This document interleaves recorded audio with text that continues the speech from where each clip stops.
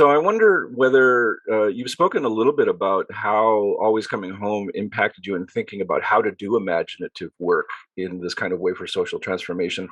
Do you think that you derived any other sort of lessons from your deep dive into Le Guin's work that can help you think about, what are the kinds of skills, what are the kinds of tones, as you put it, that we need to imagine alternative worlds and futures in response to the kinds of problems that we're going to face?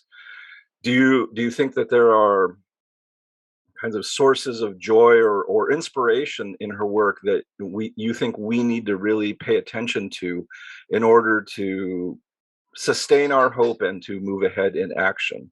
So, I really appreciate the way that you talked about Always Coming Home. I wonder whether there were other things that you found that you thought were useful in that similar kind of way.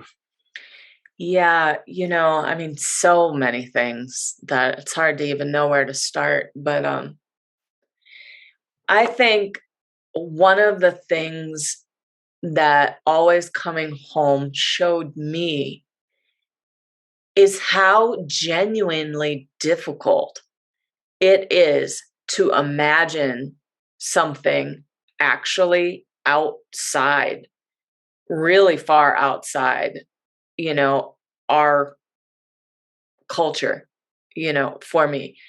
Um, she helped to build an imaginative bridge outside of Western culture by drawing upon indigenous thinking and indigenous cultures. And that really hit home to me that we don't, you don't have to reinvent the wheel to get outside of the thing that's killing us. Indigenous people are still here. Their cultures are still here. The way to live sustainably, the culture you need to have, the mores, the values, etc., to get outside this thing that's killing us, it already exists. It has always existed. It still exists. So number one, you know, that book turned my mind towards tuning in indigenous voices in this critical time, and to disbelieving the lie of the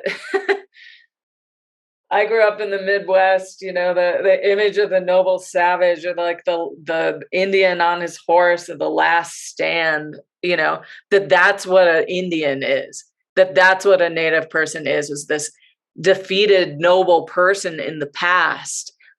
Indigenous people are not defeated, and they are not in the past.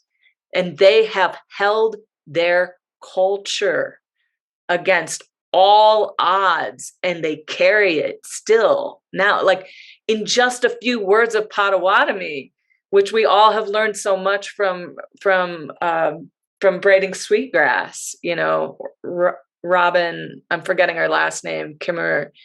In just one word of Potawatomi is something that can get you free from one way that you are being held captive by this culture and the way that you were raised, by our language and the limits of the language you were raised with. So that's a really strong thing that I feel that Always Coming Home has led me to, is to tuning in those indigenous voices, really paying attention to the roads that they lead us on, and to what they can help us imagine.